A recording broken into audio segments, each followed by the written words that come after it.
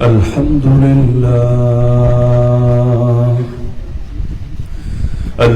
لله وحده وكفى وسلام على عباده الذين اصطفى أما بعد فأعوذ بالله من الشيطان الرجيم بسم الله الرحمن الرحيم لقد جاءكم رسول من أنفسكم عزيز عليه ما عنتم حريص عليكم بالمؤمنين رؤوف رحيم فإن تولوا فقل حسبي الله لا إله إلا هو عليه توكلت وهو رب العرش العظيم وقال النبي صلى الله تعالى عليه وسلم لي 5 أسماء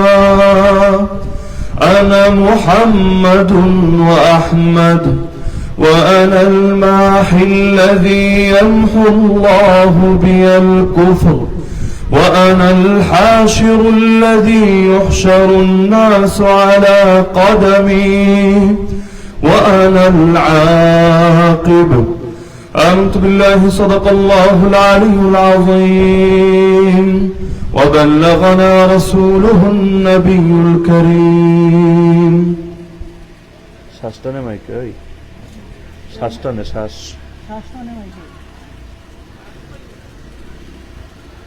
কুলাউড়া গ্রাম ইসলামী যুব পরিষদের পক্ষ থেকে আয়োজিত আজকের এই 10ম বর্ষপূর্তি উপলক্ষে অনুষ্ঠিত 2 দিনব্যাপী ইসলামী সম্মেলনের সর্বশেষ দিনের সর্বশেষ অধিবেশনের সম্মানিত সভাপতি উপস্থিত আমার সাথে ওয়াজিবুল ইহতারাম হযরত উলামায়ে কেরাম এলাকার গণ্যমান্য মুরব্বীগণ স্থানীয় এবং দূরদূরান্ত থেকে আগত দিন দরদি কোরআন প্রেমী প্রিয় তাওহীদ জনতা এবং পর্দার আড়ালে থাকা মা ও বোনেরা আলহামদুলিল্লাহ এতক্ষণ পর্যন্ত কোরআন ও সুন্নাহ থেকে অত্যন্ত মূল্যবান আলোচনা করছিলেন হযরতুল আল্লাহ হযরত মাওলানা মুফতি মুতালিব হোসেন সালেহী দামাত বারাকাতুহুল আলিয়া আল্লাহ তাআলা তার ইলমে আমলে হায়াতে পরিবারে সবকিছুতে বরকত দান করুন আমাদের সবাইকে তার উত্তম পরামর্শ ও দিক নির্দেশনাগুলোকে আমলে পরিণত করার তৌফিক দান করুন মূল আলোচনায় প্রবেশের আগে একটা বিষয় দৃষ্টি আকর্ষণ করি যেটা অধিকাংশ না হলেও প্রায় গ্রামের মধ্যে যে বিষয়ে দৃষ্টি আকর্ষণ করতে হয় সেটা হলো এই যেমন দীর্ঘ সময় ধরে আলোচনা হলো আল্লাহ রাসূল সাল্লাল্লাহু আলাইহি ওয়াসাল্লামের বিভিন্ন শান সম্পর্কে নবীজির মহব্বতের গুরুত্ব সম্পর্কে এবং রাসূলের সুন্নাহ অনুসরণের গুরুত্ব সম্পর্কে লেকিন স্টেজে উঠে আমার প্রথম নজরে পড়লো টেবিলে থাকা পানির বোতলটার দিকে দেখা যাচ্ছে না কিছু কোন কোম্পানির বোতল হ্যাঁ এখানে যদি কোরআনের মাহফিল না হয় নবীকে নিয়ে আলোচনা না হয় তাহলে প্রাণ কেন যদি ইসরায়েলি কোনো পণ্য থাকে এটা অস্বাভাবিক কোনো ব্যাপার না কিন্তু দীর্ঘ সময় নবীকে নিয়ে আলোচনা হবে নবীর সুন্নাহ অনুসরণের গুরুত্ব বয়ান হবে আর নবীর দুশমন কাদিয়ানীদের প্রোডাক্ট দিয়ে বক্তা গলা ভিজাবে এজন্য রেখে দেওয়া হবে এর চাইতে বড় তামাশা আমার চোখে দ্বিতীয় কিছু মনে হয় না এলাকায় তো পানির সংকট পড়ে নাই যে এখন আমাদেরকে কাদিয়ানীদের প্রোডাক্ট খেয়ে নিজের গলা ভেজাতে হবে প্রয়োজনে টিউবওয়েল থেকে পানি এনে দেন না কি সমস্যা এমন তো না যে টিউবওয়েলের পানি খেলে মরে যাবো আর সারা বছর আমরা ওই মিনারেল ওয়াটারই খেতে থাকি তাহলে কোরআনের মাহফিলে এটা থাকার সবচেয়ে বড় ক্ষতি হলো সাধারণ মানুষের কাছে ভুল একটা বার্তা যাবে সাধারণ মানুষকে আমি মুখ দিয়ে বলবো নবীর মহব্বত আঁকড়ে ধরার কথা আর কাজ দিয়ে বোঝাবো টাকা পয়সা দিয়ে নবীর দুশমনকে সাহায্য করার কথা তো মানুষ কি আমার কথা শুনবে না আমার কাজ দেখবে দরকার তো ছিল আমার কথা আর কাজের মধ্যে মিল থাকবে কারণ মুখে যদি থাকে একটা কাজে যদি থাকে আরেকটা এটারই ভন্ডামি আর মুনাফিকি বলে সুতরাং হতে পারে যে এটা এনেছে হয়তো ভুলবশত এনেছে, এমন না যে কুলাউড়ে আর দ্বিতীয় কোনো পানি পাওয়া যায় না, অবশ্যই যাবে। তো হয়তো ভুলবশত এনেছে, কিন্তু এত মানুষ সংখ্যাটা একেবারে কম না, একজনের নবী প্রেম এই পর্যায়ে আসলো না যে সে এই পানিটাকে সরিয়ে অন্য কোনো পানি আনার ব্যবস্থা করবে। এটা আমার চোখে ভালো কোনো আলামত মনে হয় নাই। সুতরাং বার্তাটা আমি এজন্য দিলাম যে যদি আমরা নবী প্রেমকে ধারণ করতে চাই, নবীর দুশ্মনকে এড়িয়ে চলতে হবে। যদি আমি একেবারে অনন্যপায় না হই, একেবারে অনন্যপায় মানে কি, যে যদি জান বের হওয়ার হালত হয় তাহলে তো শুয়োরের গোশত খাওয়া জায়েজ হয়। জান বের হওয়ার হালত হলে আর কোনো পানি নাই, খালি মদ আছে সামনে, না খেলে মরেই যাবে, ওই রকম হালত জরুরত পরিমাণ মদ খাওয়া বৈধ হয়, কিন্তু এটা তো স্বাভাবিক অবস্থার মাসআলা না। তো আমাদের এই হালত হয় নাই যে আমাদের এখন কাদিয়ানীদের পানি খেতে হবে, ওদের মাল খেতে হবে, যেহেতু ভিন্ন বিকল্প আছে। সুতরাং নবীর দুশ্মনদেরকে লাল কার্ড দেখিয়ে চলবো ইনশাআল্লাহ। এবং আমি মনে করি বাংলাদেশে যে পরিমাণ নবী প্রেমিক আছে, নবীর দুশ্মনদের বিরুদ্ধে সকলে যদি সচেতন হতো, সচেতন খালি মুখের বার্তা না, সচেতন হতো, এরাও হয়তো নিজেদের আদর্শ পাল্টাতে বাধ্য হতো, না হলে ব্যবসায় ঠিক লালবাতি জ্বলতো। তো এটা আমার মূল আলোচনা না আগেই বলেছি, এই বিষয়টা ব্যাপকভাবে সতর্ক করা লাগে। একবার দুবার করলে হয় এমন না, নিয়মিতই করা লাগে, করতে থাকবো ইনশাআল্লাহ। আমাদের কাজ সতর্ক করতে থাকা, আর কে গ্রহণ করলো আর কে গ্রহণ করলো না এর হিসাব নেবেন স্বয়ং আল্লাহ। আমাদের বলার কাজ আমরা বলতে থাকবো, আর করা আর না করা এটা আপনাদের ইখতিয়ার, ওটার হিসাব আমরা নেব না। হিসাব নেবেন কে? আল্লাহ আমাদের সবাইকে কবুল করুন, এই মাহফিলকে কবুল করুন। তো যেহেতু হযরত আল্লাহ রাসূল সাল্লাল্লাহু আলাইহি ওয়াসাল্লাম সম্পর্কে আলোচনা করছিলেন, আমি অন্য কোনো বিষয় না গিয়ে এই বিষয় সম্পর্কেই মৌলিক কয়েকটা বার্তা আরজ করে আলোচনার ইতি টানবো ইনশাআল্লাহ। কারণ এমনি 2 দিন ধরে অনেক ওয়াজ শুনেছেন, আর আমার মধ্যে আর সিন্নির মধ্যে ব্যবধানই হলাম শুধু আমি। যতক্ষণ ওয়াজ করব আপনারা সিন্নি মোবারক থেকে বঞ্চিত থাকবেন, আর আমার ওয়াজ শেষ হলে আপনাদের হাতে সিন্নি চলে যাবে। তো বেশিক্ষণ ধৈর্যের পরিচয় দেওয়ানো এটাও উচিত হবে না, এজন্য অল্প সময় মৌলিক কয়েকটা বার্তা আরজ করে আলোচনার ইতি টানবো ইনশাআল্লাহ। 1 নম্বর বিষয় হলো আল্লাহ রাসূল সাল্লাল্লাহু আলাইহি ওয়াসাল্লাম, যার নামটাই ছিল এমন একটা ইউনিক নাম, যেই নামে তার পূর্বে পৃথিবীতে কারো নামকরণই করা হয় নাই। আল্লাহ রাসূল সাল্লাল্লাহু আলাইহি ওয়াসাল্লামের জন্য আল্লাহ তাআলা এই নামটা কেমন ভাবে রিজার্ভ রেখে দিয়েছে। নবীজির দাদা যখন তার জন্য এই নামটা রাখলেন, এবং মক্কাবাসীও যখন শুনতে পেল যে ভাতিজার নাম কি, নাম হলো মুহাম্মদ, তারা অবাক হয়ে গেল। এত সুন্দর একটা নাম আমাদের কার কল্পনায় তো কোনোদিন আসে নাই, অথচ শব্দটা আরবি, অন্য ভাষার শব্দ না, আরবি শব্দ। মুহাম্মদ মানে কি, অর্থ বললে এই কথাটা বুঝতে সহজ হবে। মুহাম্মদ মানে এক বাক্যে আমরা বলি যে মুহাম্মদ মানে হলো প্রশংসিত, কিন্তু মুহাম্মদ বলা হয় মূলত তাকে মানে জিতামাআত ফীহিল খিসালুল মাহমুদাতু কুল্লুহা, প্রশংসা করার মতো যত গুণ আছে, প্রশংসনীয় যত গুণ আছে, সবগুলো গুণ যার একার ভেতরে থাকে, আরবিতে তাকে মুহাম্মদ বলে। যেন তেন ব্যাপার না, প্রশংসা করার মতো সব গুণ, একটা দুটো না, সব গুণ যার একার ভেতরে থাকে তাকেই মুহাম্মদ বলে। আমি আপনি অনেকে নামের সাথে মুহাম্মদ লাগাতে পারি, কিন্তু আমি আপনি কেউ এই দাবি করতে পারবো না যে এই নামের পরিপূর্ণ সার্থকতা আমার মধ্যে বিদ্যমান আছে। বরং আমরা দাবি করব আল্লাহ রাসূলের নাম ছিল এটা, তার মহব্বতে, তার সাদৃশ্য ধারণের জন্য আমরাও নাম রেখেছি এটা।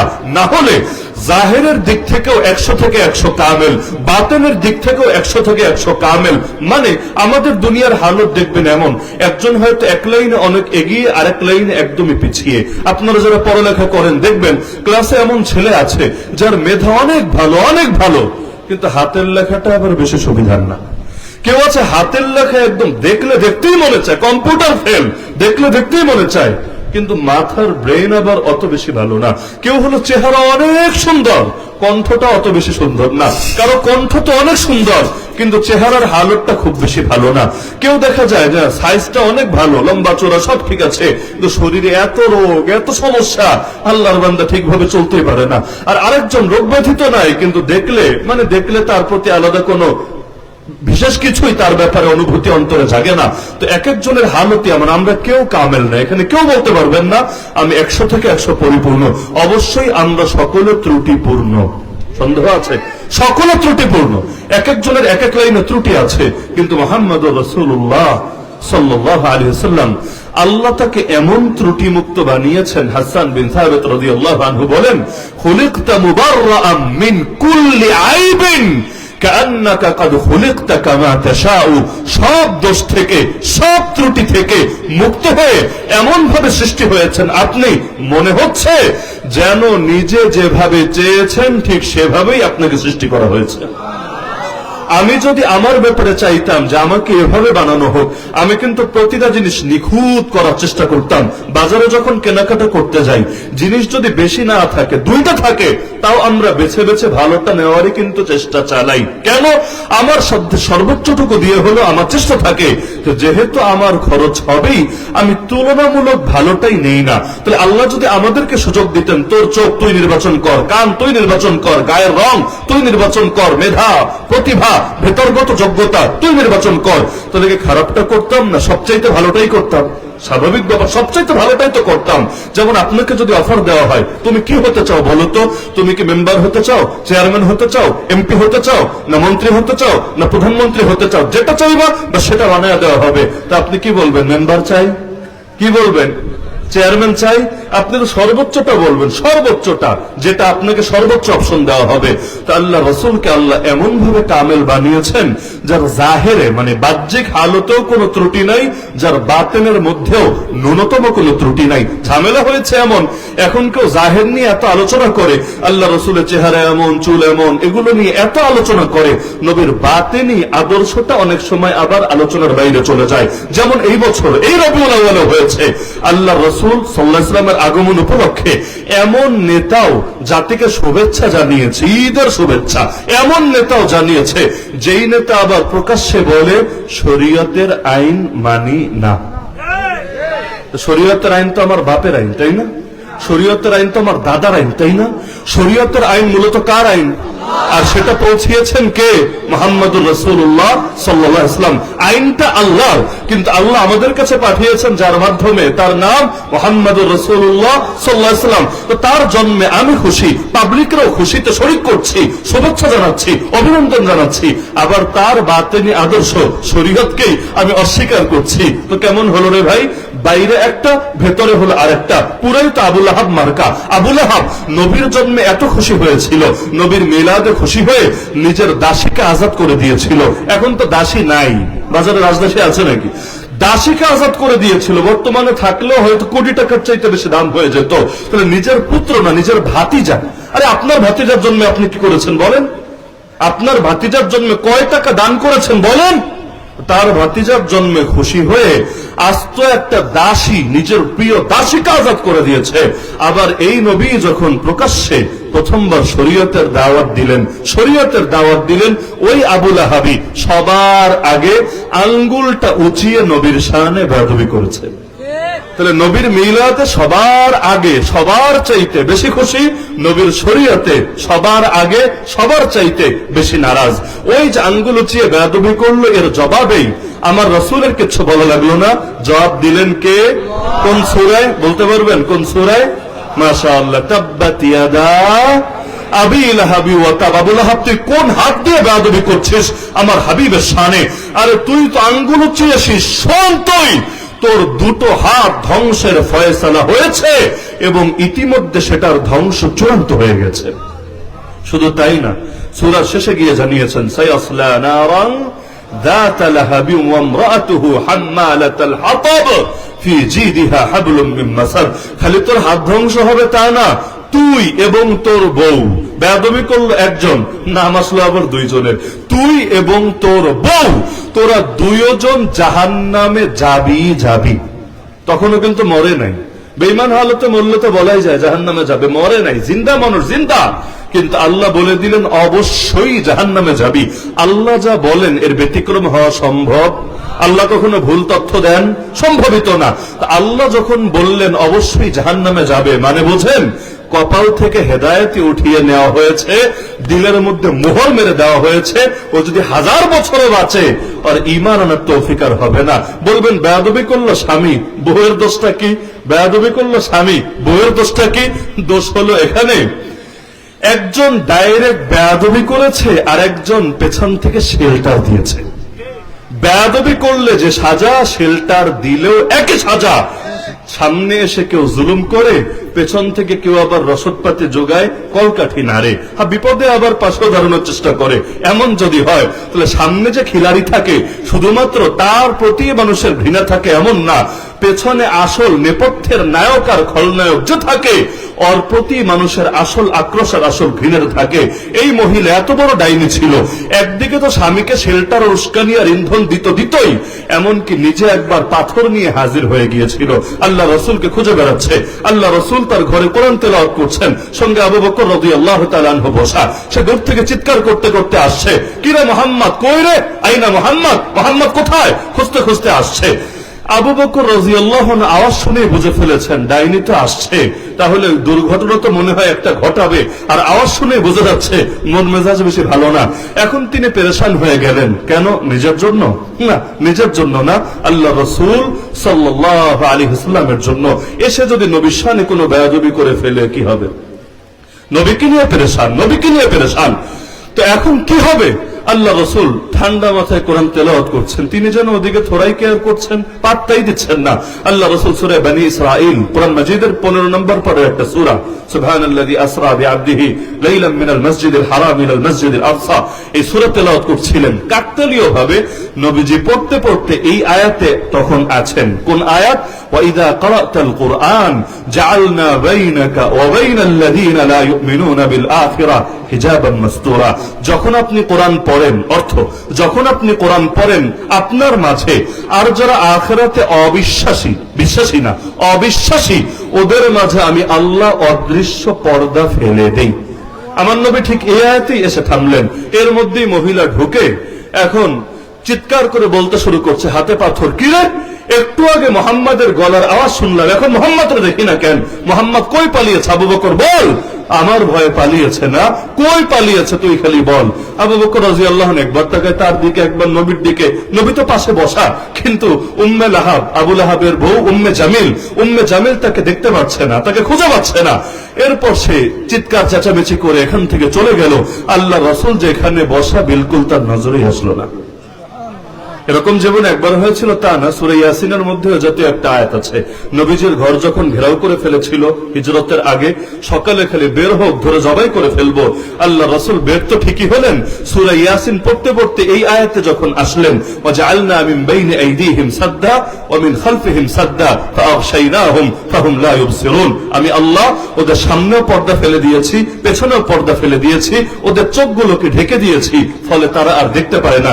নবী আয়াত পড়ে পড়ে জমিন থেকে ধুলো নিয়ে ওদের মাথার উপর ছুঁড়ে মেরে ঠিকই চলে গেলেন, আর একজন নবীজিকে বিলকুল দেখতেই পেল না। তো বলছিলাম আমার রাসূলের নাম কি? মুহাম্মদ। আর মুহাম্মদ মানে কি? প্রশংসা করার মতো যত গুণ আছে সব গুণ যার একার ভেতরে থাকে। আমার নবীর একমাত্র নাম এটা তা না, নবীজির বহুত নাম আছে, বহুত নাম। যেমন যে হাদিস আমি খুতবার মধ্যেও পড়েছি, হাদিস সহিহ বুখারীর হাদিস, আল্লাহ রাসূল এতে বলেন, লি খামসাতু আসমা, আমার 5টা বিশেষ নাম আছে। নাম শুধু 5টা না, এখানে 5টা বিশেষ নামের কথা বলছেন। 1 নম্বরে আনা মুহাম্মদ, আমি হলাম মুহাম্মদ, অর্থাৎ প্রশংসা করার মতো সব গুণ আমার ভেতরে আছে। 2 নম্বর হলো আহমদ, অধিক পরিমাণ প্রশংসাকারী, ঠিক আছে, অধিক পরিমাণ প্রশংসাকারী, অর্থাৎ জমিনের মধ্যে যত মানুষ আল্লাহর যত প্রশংসা করে এর মধ্যে সবচাইতে অধিক প্রশংসা করেছেন কে? মুহাম্মদুর রাসূলুল্লাহ সাল্লাল্লাহু আলাইহি ওয়াসাল্লাম। এজন্য সকলে জানেন কিয়ামতের দিন আমরা তো বড় বিপদে থাকবো, তাই না? সবাই, শুধু আমরা না, সবাই বিপদে থাকবে। অন্যান্য নবীদের কাছে যাবে, কিন্তু সেই নবীরাও সুপারিশ করার জিম্মাদারি তারা নেবেন না, বরং তারা নিজেরাও ইয়া নফসি ইয়া নফসি ইয়া নফসি বলতে থাকবেন। অবশেষে আমার রাসূলের কাছে যখন আসবে, লম্বা হাদিস সবাই জানেন, আল্লাহ রাসূল বলেন, ওই সময় আমি আল্লাহর উদ্দেশ্যে সেজদায় লুটিয়ে পড়ব, আমি আল্লাহর প্রশংসা করব এমন কিছু বাক্য দিয়ে, আওয়াজ করে গেল, এমন কিছু বাক্য দিয়ে যেই বাক্যগুলো আজ আমি জানি না, আল্লাহ ওই সময় আমার দিলের মধ্যে ঢেলে দিবেন। ওই বাক্যগুলো দিয়ে যখন আমি আল্লাহর প্রশংসা করব, আল্লাহ বলবেন, হে হাবিব, মাথা উঠান, আপনি যা ইচ্ছা চান, যা চাইবেন তাই কবুল করা হবে। তাহলে আল্লাহ রাসূলের নাম মুহাম্মদ, আল্লাহ রাসূলের নাম আহমদ, 2 নাম। 3 নম্বর বললেন, ওয়া আনাল মাহি আল্লাযী ইয়ামহুল্লাহু বিল কুফর, আমার 3 নম্বর নাম হলো মাহি। এখন তো মাহি নাম আবার মেয়েরা দখল করেছে, বাংলাদেশে কোন নাম যে কে রাখে, আজিব আজিব ব্যাপার স্যাপার। অনেক মেয়ের নাম আছে আম্বিয়া, নাই কুলাউরাও থাকতে পারে, মেয়ের নাম আম্বিয়া। অথচ আম্বিয়া অর্থ কি জানেন? নবী মানে হলো একজন নবী, আম্বিয়া মানে হলো অনেকজন নবী, অনেকজন নবী। তাহলে নারীরা তো কখনো নবী হয় না, এটা তো সবাই জানেন। ইতিহাসে কোনো নারী নবী ছিল নাকি? হ্যাঁ, লেডি প্রধানমন্ত্রী থাকতে পারে, লেডি রাষ্ট্রপতি থাকতে পারে, লেডি স্পিকার থাকতে পারে, কিন্তু লেডি খতিব, জাতীয় মসজিদের লেডি খতিব বা লেডি নবী, লেডি রাসূল, এরকম তো আর ইতিহাসে কখনো ছিল না। তো এখন কোন নবী তো নারী ছিলেন না, সব নবী পুরুষ। কিন্তু এখন যে মেয়েরা নাম রাখে আম্বিয়া, নিজেরা তো রাখে না, এদের বাবারা রাখে। তাহলে একদিকে একজন নবী তো হওয়ার যোগ্যতা তার নাই, কিন্তু নাম রেখে দিয়েছে অনেকজন নবী, একের ভেতর অনেক, অল ইন ওয়ান, পুরো অলরাউন্ডার বানিয়ে দিয়েছে নারীকে। তাহলে কি আজীব মূর্খতা সুলভ নাম। তো ওই রকম বহুত নাম চলে, এর মধ্যে একটা নাম হলো মাহি। নবী বলেন আমার 3 নম্বর নামটা হলো মাহি। এখন মাহি নামও নারীদের দখলে চলে গিয়েছে, দখল করতে করতে নবীর নামে গিয়েও ভাগ বসিয়েছে। মাহি অর্থ হলো নিশ্চিহ্নকারী। নিশ্চিহ্ন বুঝেন তো? সব মুছে দেয়, সব নিশ্চিহ্ন করে দেয়। বলবেন নবী আবার কোন জিনিস নিশ্চিহ্ন করলেন? নবী নিজেই ব্যাখ্যা দিয়েছেন। আমি মাহি কেন জানো? আল্লাযী ইয়ামহুল্লাহু বিল কুফর, আল্লাহ আমার দ্বারা কুফুরকে নিশ্চিহ্ন করে দেবেন, কুফুরকে, শিরককে নিশ্চিহ্ন করে দেবেন। আমার নবী আলো নিয়ে এসেছেন না অন্ধকার নিয়ে এসেছেন? আলো যদি নিয়ে আসেন, নূর, আমার নবী যে নূর নিয়ে এসেছেন, তাহলে নূর মানে আলো। আলো যদি জ্বলে অন্ধকার থাকতে পারে, তাই না? অন্ধকার থাকতে পারে। আমার রাসূলের বিরুদ্ধে সবচাইতে বড় অপবাদ ছিল মক্কাবাসীর, যে সে তো সম্প্রদায়ের মধ্যে ফাটল সৃষ্টি করছে, অনৈক্য তৈরি করছে, যেটাকে আধুনিক ভাষায় বলে সাম্প্রদায়িকতা। সুন্দর একটা শব্দ শুনেছেন না? মৌলবাদী, জঙ্গিবাদী, উগ্রবাদী, সাম্প্রদায়িক, এই শব্দগুলো তো এখন হুজুরদের দমানোর, ইসলামপন্থীদের দমানোর অনন্য হাতিয়ার, সাম্প্রদায়িক।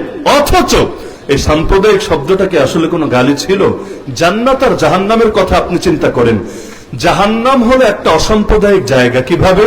জাহান্নামে পাপী মুসলমান যাবে না, মুনাফিক গুলো যাবে না, আবার কাফের, মুশরিক, মুরতাদ, নাস্তিক, বেঈমানরা যাবে না, সবাই মিলে যাবে। 10 মিলে করি কাজ, হারে জিতি নাহিলাজ। অপরদিকে জান্নাতে কোন মুনাফিক যাবে নাম বলেন, কোন মুরতাদ যাবে, কোন বেঈমান যাবে, কোন নাস্তিক যাবে, কোন ইহুদি যাবে, কোন খ্রিস্টান যাবে, কোন কাফের যাবে, আমাকে পারলে নাম বলেন। জান্নাত শুধু এক সম্প্রদায়ের জন্য বরাদ্দ। তাদেরকে কি বলে? মুসলমান বলে, ইমানদার বলে। কেউ যদি মনে করে ইমানদার ছাড়া আর কেউ জান্নাতে যেতে পারে, সঙ্গে সঙ্গে বেঈমান হবে। বলবেন দলিল কি? এটা আপনার ফতোয়া না, আমার ফতোয়া না। আল্লাহ রাসূল বিশুদ্ধ হাদিসে বলেন, আমি দুনিয়াতে এসেছি নবুয়ত নিয়ে, এটা জানার পরও আমার নবুয়তে ঈমান না এনে যে মরবে সে জাহান্নামী হবেই হবে। কার ফতোয়া? মুহাম্মদুর রাসূলুল্লাহ সাল্লাল্লাহু আলাইহি ওয়াসাল্লাম। লা ইয়াসমাউ বি আহাদুন মিন হাযিহিল উম্মাহ ইয়াহুদিয়ান কানা আও নাসরানিয়া সুম্মা ইয়ামুতু ওয়া লাম ইউমিন বিল্লাযী উরসিলতু বিহি ইল্লা কানা মিন আসহাবিন নার। এমনকি হাদিস রাখেন, কোরআনে আসেন। আল্লাহ নিজে কোরআনে বলেছেন সব নবীদের থেকে রূহের জগতে তিনি ওয়াদা নিয়েছেন। কি ওয়াদা? তোমাদের সবার পরে একজন রাসূল আসবে, ওই রাসূলকে যদি তোমরা পেয়ে যাও, নবী হয়েছে, তাতে কি তোমাদের নতুন 2টা দায়িত্ব আসবে। 1 নম্বর দায়িত্বের নাম লা তুমিনুন্না বিহি, তার উপর ঈমান আনতে হবে। 2 নম্বর দায়িত্ব ওয়ালা তানসুরুন্না, তাকে সাহায্য করতে হবে। যদি না করো কি হবে জানো? ফামান তাওয়াল্লা বা'দা যালিকা ফাউলাইকা হুমুল ফাসিকুন। যদি আমাকে রূহের জগতে অঙ্গীকার দেওয়ার পরও, সেই নবীকে পাওয়ার পর তার উপর ঈমান না আনো অথবা তাকে সাহায্য না করো, তাহলে তোমাদের পরিচয় আর নবী থাকবে না। ফাউলাইকা হুমুল ফাসিকুন, তোমাদের পরিচয় হবে তোমরা ফাসিক, তোমরা অবাধ্য, তোমরা পাপিষ্ঠ, তোমরা পাপাচারী। অন্য নবীও যদি আমার নবীকে পেয়ে তার উপর ঈমান না আনে, তাদেরকে যদি আল্লাহ ফাসিক বলে অভিহিত করেন, তাহলে ওই নবীদের উম্মত হওয়ার দাবিদার ওই 2 পয়সার উম্মত গুলো যদি আমার নবীকে না মানে, ওদের জান্নাতে যাওয়ার ন্যূনতম কোনো সুযোগ থাকতে পারে? আজকাল কিন্তু শিরকি আকীদা আছে অনেকের ভেতরে, মনে করে মানলে একটা মানলেই হলো, প্রত্যেকে নিজ নিজ বিশ্বাস অনুসারে স্বর্গে যাবে অথবা নরকে যাবে। আরে পাগল, স্বর্গ আর নরকের নিয়ন্ত্রণ কয়জনের হাতে পারলে বল? সবকিছুর নিয়ন্ত্রণ যার হাতে থাকে, আরবিতে থেকে কাইয়ুম বলে। কাইয়ুম শব্দটা মুখস্থ রাখেন, আরবিতে থেকে কি বলে? কাইয়ুম। কাইয়ুম মানে মহানিয়ন্ত্রক, সবকিছুর নিয়ন্ত্রণ কর্তা। আমরা আয়াতুল কুরসি মুখস্থ আছে বাবা? আয়াতুল কুরসির মধ্যে বলি আল্লাহু লা ইলাহা ইল্লা হুয়াল হাইয়ুল সবাই বলেন তো, আল হাইয়ুল কাইয়ুম, হাইয়ুন আল্লাহর নাম, কাইয়ুম আল্লাহর নাম। এজন্য কোন মানুষকে হাইয়ুনও ডাকি না, কাইয়ুমও ডাকি না। আব্দুল হাই ডাকা যায়, আব্দুল কাইয়ুম ডাকা যায়, শুধু হাই শুধু কাইয়ুম না। হাই আল্লাহ চিরঞ্জীব, কাইয়ুম আল্লাহ চিরঞ্জীব। তাহলে এই যে আল্লাহ তাআলা হলেন সবকিছুর নিয়ন্ত্রক, তাহলে আল্লাহ যদি সবকিছুর নিয়ন্ত্রক হন, তাহলে কাকে জান্নাতে দিবেন কার হাতে, কাকে জাহান্নামে দিবেন কার হাতে? যদি বলেন আল্লাহ ছাড়া এখানে অন্য কারো হাত আছে, তাহলে কারো জান্নাতেও যাওয়া লাগবে না, কারো জাহান্নামেও যাওয়া লাগবে না। বলবেন কিভাবে? আল্লাহ যাকে জাহান্নামে ফেলতে চায়, আরেক দেবতা এসে বলবো তা আমার লোক, আমার দলের লোক, ওকে জাহান্নামে ফেলতে পারবেন না, ওকে আমি আমার বানানো স্বর্গে নিয়ে যাব। আবার আল্লাহ যাকে জান্নাতে নিতে চাইবেন, আরেক দেবদেবী এসে বলবে আরে ও তো আমারে মানে নাই, ও বেঈমানি করেছে আমার সাথে, সুতরাং ওকে ধরে আমার নরকে নিক্ষেপ করবো। তো এরকম এক এক লোক নিয়ে যদি টানা হেঁচড়া শুরু হয়, এক দেশ নিয়ে টানা হেঁচড়া শুরু হলেই আমাদের অবস্থা টাইট হয়ে যায়। রাজনৈতিক দলগুলো যখন নিজেদের স্বার্থে মারপিট করে, এই দল ওই দলের বিরুদ্ধে, ওই দল ওই দলের বিরুদ্ধে, তো পাটা আর পুতার ঘষাঘষি চলে, মাঝখানে মরিচের দিন শেষ। কেমন হয় না? আরে রাজনৈতিক দলগুলো নিজেদের স্বার্থের মারামারিতে পাবলিকের জান, পাবলিকের মাল সবকিছু হুমকের মুখে পড়ে নাকি পড়ে না? তো এক দেশ নিয়ে যদি দুই দলের মারপিট হলে অবস্থা হয়, সেখানে আপনাকে একাকে নিয়ে, মানব জাতিকে নিয়ে যদি খোদায় খোদায় মারপিট শুরু হয়, অবস্থাটা কি হবে? এজন্য আল্লাহ কোরআনে বলেন, এক আল্লাহ ছাড়া আর কোন খোদা যদি থাকতো, না আসমান থাকতো না জমিন থাকতো, সব বরবাদ হয়ে যেত। লাউ কানা ফীহিমা আলিহাতুন ইল্লাল্লাহ লাফাসাদাতা। তাহলে খোদা কয়জন, রব কয়জন, নিয়ন্ত্রক কয়জন? এক দেহে দুই মাথা হয় না, এক দেশে দুই প্রধানমন্ত্রী হবে না। কেন? কারণ সবকিছু নিয়ন্ত্রণ যদি দুই জায়গায় থাকে, কোনো কিছুই ঠিকভাবে পরিচালিত হবে না। তো সবকিছু নিয়ন্ত্রণ যদি একজনের হাতে থাকে, তার আদর্শ একটাই হবে, ব্যতিক্রম আদর্শ হওয়া সম্ভবই না। একদিকে তিনি সুদকে হারাম করবেন, আবার আরেকদিকে হালাল করবেন। একদিকে মূর্তি পূজাকে হারাম করবেন, আরেকদিকে হালালও করবেন। যে মূর্তি পূজা করবে তারাও জান্নাতে দিবেন, যে মূর্তি পূজা ছাড়বে তারাও জান্নাতে দিবেন। কোশ্চিন কালেও এটা সম্ভবই না। তাহলে জান্নাতে যেতে চাইলে আদর্শ কয়টা লাগবে? জাস্ট একটা। তাহলে জান্নাতকে সাম্প্রদায়িক জায়গা না। এই যে গালি দেয় সাম্প্রদায়িক, তো ভাই তোরা অসাম্প্রদায়িক জায়গায় যা, যেখানে সবাই মিলে তোরা থাকবি একসাথে। আর সাম্প্রদায়িক গালিটা আমার নবীকেও দেওয়া হয়েছে। এই যে ওমর মুসলমান হওয়ার আগে ধুমায় পিটাতো, আবু জাহেলের কি মারতো, এর চাইতে 1000 গুণ বেশি মারতো ওমর নিজ হাতে মারতো। কেন? ওমরের যুক্তি ছিল এটা, এই কয়েকজনকে নিয়ে মোহাম্মদ আলাদা গ্রুপ কেন করছে, ওরা আলাদা কেন হচ্ছে, অনৈক্য হতে দেওয়া যাবে না, সাম্প্রদায়িকতার জায়গা মক্কায় হবে না, সবাইকে এক হয়ে থাকতে হবে। এজন্য পিটাতে শুরু করলো আল্লাহ রসুলকে। এমনকি বুখারীতে হাদিস আছে, ও মুহাম্মাদুন ফারাকুম বাইনান নাস, মুহাম্মদ মানুষের মধ্যে পার্থক্যকারী। যারা তাকে মানে আর যারা তাকে মানে না, ওরা এক দল না, বরং আল্লাহর দৃষ্টিতেই ওরা কয় দল? দুই দল। তাহলে এক নম্বরে মাথায় বসান, আমার নবীকে বাইপাস করে বা তাকে মাইনাস করে জান্নাতে যাওয়ার কোন সুযোগ আছে? জান্নাতে যেতে চাইলে যার সুপারিশ লাগবে, কিয়ামতের দিন পিপাসা মিটাতে চাইলে যার হাতের পানি লাগবে, তাকে মুহাম্মদুর রাসূলুল্লাহ সাল্লাল্লাহু আলাইহি ওয়াসাল্লাম বলে। তো নবী বলেন, আল্লাহ আমার একটা নাম দিয়েছেন মাহি, নিশ্চিহ্নকারী। আল্লাহ আমার দ্বারা কুফরকে নিশ্চিহ্ন করে দেবেন। 3 নম্বরে, 4 নম্বর গেল আনাল হাশির আল্লাযী ইহশারুন নাস আলা কাদামি। আমার 4 নম্বর নাম হলো আমি হাশির, আল্লাহ আমার কদমের সামনে সব মানুষকে এনে একত্র করবেন হাসরের ময়দানে। আর 5 নম্বর নাম হলো ওয়া আনাল আকিব। আকিব অনেকে নাম রাখে এখন, নবী বলেন আমার 5 নম্বর নাম হলো আকিব। আকিব অর্থ কি? আল্লাযী লা নাবিয়্যা বাদি, আমার পরে আর কোন নবী আসবে না। তারপরে যদি কেউ নিজেকে নবী দাবি করে, অন্য হাদিসে আছে ওদেরকে দাজ্জাল বলে, কাযযাব বলে। কিয়ামতের আগে এরকম অন্তত 30টা দাজ্জাল, এই গোলাম আহমদ কাদিয়ানী, এই যে প্রাণ যেই পানি রেখে দিয়েছিলেন আমার জন্য, এই রকম দাজ্জাল কাযযাব অন্তত 30টা আসবে, যারা নিজেকে নবী বলে দাবি করবে। এমনকি আল্লাহর নবী যখন দুনিয়াতে, তখনও দুইজন ভণ্ড নিজেরা নবী দাবি করেছে। হক নবী কয়জন তখন? হক নবী কয়জন? আর নবুয়তের ভণ্ড দাবিদার কয়জন? তাহলে মাথা গুনলে কার পাল্লা ভারী? ভণ্ডের পাল্লা ভারী, ভালোর পাল্লা কম। হার জামানাই ভণ্ডের পাল্লা মন্দের পাল্লা ভারী থাকে। নবী বলেছেন তার উম্মত একদল হবে না, কয় দল হবে? এই যে আজকাল ঐক্য ঐক্য ঐক্য ঐক্য ঐক্য বলতে বলতে মুখে ফেনা তুলে ফেলেন। নবীর ভবিষ্যৎবাণী তো আছে, তার উম্মত একদল থাকবে না, 73 দল হবে। তা আমি চেষ্টা করবো, আপনি চেষ্টা করবেন, চেষ্টা মরণ পর্যন্ত চালাবো, কিন্তু নবীর হাদিস তো ভুল হবে না, মিথ্যা হবে না, হওয়া সম্ভবই না। ইমাম মাহদি আসার আগ পর্যন্ত গোটা উম্মত 200 কোটি যা আছে, গোটা উম্মত এক দল হয়ে যাবে, সবাই ঐক্যবদ্ধ হয়ে যাবে। ওই কথা মনেও কল্পনা রেখেন না, কারণ নবীর হাদিসের ব্যতিক্রম হওয়া সম্ভবই না। তাহলে নবী বলেছেন তার উম্মত কয় দল হবে? 73 দল। নবীর উম্মত কারা? হিন্দুরা, খ্রিস্টানরা, বৌদ্ধরা? নবীর উম্মত কারা? এই আমরাই তো। তাহলে আমাদের মধ্যে দল হবে কয়টা? 73টা। এর মধ্যে জাহান্নামী কয়টা? মাত্র 72টা, মাত্র 72টা। আর জান্নাতি কয়টা? একটা। অনেক বেশি। জান্নাতি একটা, আর জাহান্নামী হলো মাত্র 72টা। এই যে নবীজি সাল্লাল্লাহু আলাইহি ওয়াসাল্লামের তার উম্মত 73 দলে বিভক্ত হবে কেন? মূল কারণে তো এটা হাদিসের শেষে আছে, মা আনা আলী ওয়া আসহাবি। যেই দল জান্নাতি হবে তারা নবীর আদর্শ, সাহাবীদের আদর্শ আঁকড়ে ধরবে। তাহলে জাহান্নামী কারা হবে? যারা নবীরে নবী তো বলবে, আল্লাহরে রব তো বলবে, কোরআনকে ধর্মগ্রন্থ তো বলবে, কাবাকে কিবলা তো বলবে, কিন্তু নবী আর সাহাবীদের আদর্শ বাদ দিয়ে নতুন কোন আদর্শ গ্রহণ করবে। কেউ বাড়াবে, কেউ কমাবে, বাড়ালেও সমস্যা, কমালেও সমস্যা। আল্লাহ, নবী এবং তার সাহাবীরা যা রেখে গিয়েছেন এটা তাদের তৃপ্তি হবে না। কেউ বাড়াতে বাড়াতে এমন বাড়ানো বাড়াবে, আপনি ভাবতে পারেন আলী রাদিয়াল্লাহু আনহু যে শহীদ হয়েছেন, জানেন তো সবাই। খালি হাসান হোসেন শহীদ এমন না, তাদের পিতা আলী রাদিয়াল্লাহু তাআলা আনহু, যার ব্যাপারে নবী বলেন মান কুনতু মাওলা ফাহাযা আলীউন মাওলা। আমি যার বন্ধু, আলীও তার বন্ধু। মানে যে আল্লাহ রসুলকে মহব্বত করে সে আলীকে মহব্বত করতে বাধ্য। এমনকি সহিহ হাদিসে আছে, আলী রাদিয়াল্লাহু আনহু নিজে বলেন আল্লাহ রসুল আমাকে বলে গিয়েছেন লা ইউহিব্বুনি ইল্লা মুমিন ওয়া লা ইউবগিদুনি ইল্লা মুনাফিক। আমাকে ভালোবাসবে একমাত্র ঈমানদাররা, আর আমার প্রতি বিদ্বেষ রাখবে একমাত্র মুনাফিকরা। কিন্তু সে আলী রাদিয়াল্লাহু আনহু কাদের হাতে শহীদ হয়েছেন জানেন? ইহুদির হাতে না, খ্রিস্টানের হাতে না, হিন্দুর হাতে না, বৌদ্ধের হাতে না, নাস্তিকের হাতে না। কার হাতে? মুসলমানের হাতে। মুসলমানের হাতে। তো কেমন মুসলমান?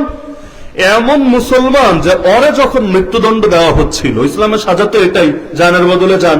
সে আলীকে শহীদ করেছে, তাকেও তো হত্যা করা হবে। ওকে যখন মৃত্যুদণ্ড দেওয়া হচ্ছিল, ও শেষ মুহূর্ত পর্যন্ত আল্লাহর নামের জিকির করে যাচ্ছিল। এই যে অনেকে সুবহানাল্লাহ বলে ফেলেছে, মানে মনে হচ্ছে কত বড় আল মাশাআল্লাহ, ওলিয়ে কামেল, জামানার গাউস কুতুব, পীর আবদাল, কত বড় পিসাব। আপনি ভাবতে পারেন শেষ সময় পর্যন্ত আল্লাহর নামের জিকির ছাড়ে নাই। আসলে এত বড় কুতুব সে। এমনকি এই গোষ্ঠীর ব্যাপারে নবী ভবিষ্যৎবাণী করে বলেছেন তাহকিরুনা সালাতাকুম মা সালাতিহিম ওয়া সিয়ামাকুম মা সিয়ামিহিম। ওদের নামাজ দেখলে মনে হবে তোমাদের নামাজ যেন কোনো নামাজই না, ওদের রোজা দেখলে মনে হবে তোমাদের রোজা যেন কোনো রোজাই না। কিন্তু ও যখন আলী রাদিয়াল্লাহু আনহুকে শহীদ করেছে, ওকে গ্রেফতার করে জিজ্ঞেস করা হলো কি ব্যাপার? কাতালতা আমিরাল মুমিনিন, তুই আমিরুল মুমিনিন অর্থাৎ বিশ্বাসীদের নেতা, ইমানদারদের নেতাকে তুই হত্যা করে ফেললি। সে জবাব দিল কি জানেন? লা, আরে কে বলেছে আমি ইমানদারদের নেতাকে হত্যা করেছি? বাল কাতালতু আমিরাল মুরতাদ্দিন, আমি মুরতাদ তথা ধর্মত্যাগীদের নেতাকে হত্যা করেছি। তার মানে তার চোখে আলী মুসলমানই না, শুধু আলী না, যারা তাকে মানে ওরা একটা মুসলমান না, সবাই মুরতাদ। ওই মুরতাদদের লিডার হলো তিনি। তাহলে কত বড় পীর সাহেব, চিন্তা করেন। ওর ইমান এত আলা তবকায় চলে গেছে, ওর আমল এমন ক্যাটাগরিতে চলে এসেছে, ওর চোখে জান্নাতের সুসংবাদ পাওয়া সাহাবী। আলী তো জানো তো না সাহাবী না, জমিনে বসে জান্নাতের সুসংবাদ পাওয়া সাহাবী কি ইমানদারি মনে করে না? তাহলে এইগুলার আলাদা দল বলবেন না তো দল কারে বলবেন? এজন্য এই যে 72 আর 1, 72 কত বেশি, 1 কত কম? তাহলে ভালোর পাল্লা ভারী না মন্দের পাল্লা ভারী? সারা দুনিয়া দেখেন, মুসলমান সর্বোচ্চ 200 কোটি আছে, খ্রিস্টানি আছে 220 কোটি। তাহলে দুনিয়ার মধ্যে মুসলমান যদি 200 কোটি থাকে আর মোট মানুষ 800 কোটি থাকে, তাহলে মুসলমান বেশি না মুসলিম বেশি? আচ্ছা, মুসলমানদের মধ্যে নামাজি বেশি না বেনামাজি বেশি? ভালো মানুষ বেশি না 2 নম্বর বেশি? নারীদের মধ্যে পর্দানসীন বেশি না বেপর্দা বেশি? সব জায়গায় দেখেন মন্দের পাল্লা ভারী। এখানে এসেই তো ইসলামের সাথে গণতন্ত্রের টক্কর বাঁধে। আল্লাহ বলেন ওয়াইন তুতি আকসারা মান ফিল আরদ, হে নবী, পৃথিবীর অধিকাংশ মানুষের কথা যদি শুনে চলেন, অধিকাংশ মানুষের কথা যদি শুনে চলেন আর আল্লাহর রাস্তায় থাকতে পারবেন না, ইউদিল্লুকা আন সাবিলিল্লাহ, তারা আপনাকে আল্লাহর রাস্তা থেকে সরিয়ে নেবে। যেমন মনে করেন বাংলাদেশ, এটা কি কোনো হিন্দু দেশ, কোন খ্রিস্টান দেশ? কোন ইহুদি দেশ না, সংখ্যাগরিষ্ঠ মুসলমানের দেশ, তাই না? এমনকি মুসলিম কান্ট্রিগুলোর লিস্ট করলে প্রথম দিকে যেই কয়েকটা নাম আসবে সংখ্যার বিবেচনায়, দেশের সাইজ ছোট হতে পারে কিন্তু জনগোষ্ঠীর বিবেচনায় মোটামুটি শুরুর দিকেই কিন্তু বাংলাদেশের নাম থাকবে। তো ওই বাংলাদেশে পতিতালয়ের লাইসেন্স দেওয়া হয় কিভাবে? ওই বাংলাদেশে সুদের ভিত্তিতে সারা দেশের অর্থনীতি চলে কিভাবে? ওই বাংলাদেশে মদের বার খোলা থাকে কিভাবে? ওই বাংলাদেশে রাস্তায় রাস্তায় ভাস্কর্যের নামে মূর্তি সয়লাভ ঘটায় কিভাবে? ওই বাংলাদেশে নবীর ওয়ারিসদেরকে হাজারে হাজারে ধরে জেলের মধ্যে নিক্ষেপ করে রাখে কিভাবে? ওই বাংলাদেশে কোরআনের মাহফিলে পর্যন্ত বাধা দেয় কিভাবে? ওই বাংলাদেশে দাঁড়িয়ে রাখার কারণে পদে পদে মানুষরা বঞ্চিত হয় কিভাবে? এমনকি সব জায়গা বাদদানি বিভিন্ন বাহিনী যে আছে, আর্মি বলেন, এয়ারফোর্স বলেন, নেভি বলেন, এইসব বাহিনীতে আত্মীয় স্বজন থাকলে খোঁজ নেন না এক দাড়ির কারণে তাদের কতজনকে কতভাবে হয়রানি হতে হচ্ছে। কারো প্রমোশন আটকে আছে, কেউ দরখাস্ত দিয়েও পাচ্ছে না অনুমতি মুখে দাঁড়িয়ে রাখবে বলে। কোন দেশে?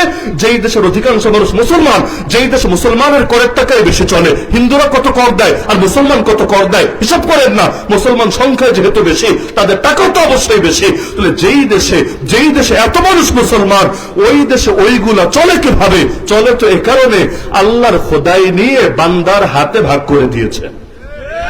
বান্দা মনে চাইলে হালাল করবে, বান্দা মনে চাইলে হারাম করবে। আল্লাহ বেশ্যাখানাকে হারাম করেছেন, ওরা হালাল করে দিয়েছে। আল্লাহ অশ্লীলতাকে হারাম করেছেন, ওরা হালাল করে দিয়েছে। আল্লাহ মদকে হারাম করেছেন, ওরা হালাল করে দিয়েছে। এরকম কত দেখবেন, কত। এমনকি কাকে কি বলবেন? আইনের লোক যখন বেআইনি করে তো আপনি কার কাছে গিয়ে দুঃখ ছাড়বেন বলেন? এই ফেরাউন যে বাচ্চাদেরকে নিষ্পাপ বাচ্চাগুলোকে হত্যা করলো, কার কাছে বিচার দিবে মানুষ? বিচার দিবে কার কাছে বলেন? ফেরাউন নিজেই যখন খুনি, রক্ষকে যখন ভক্ষক হবে, বিচারের বাণী তখন নিবৃত্তেই কাটতে থাকবে। এই বাস্তবতায় আমরা এসে উপনীত হয়েছি। এজন্য মন্দের পাল্লাটা সর্বদাই ভারী।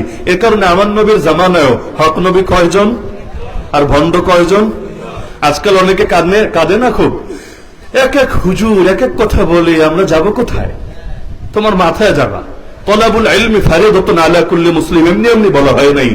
মৌলিক জ্ঞান অর্জন করা প্রতিটা মুসলমানের জন্য ফরজে আইন। মাদ্রাসায় পড়া ফরজে আইন না, মাদ্রাসায় পড়া ফরজে আইন না।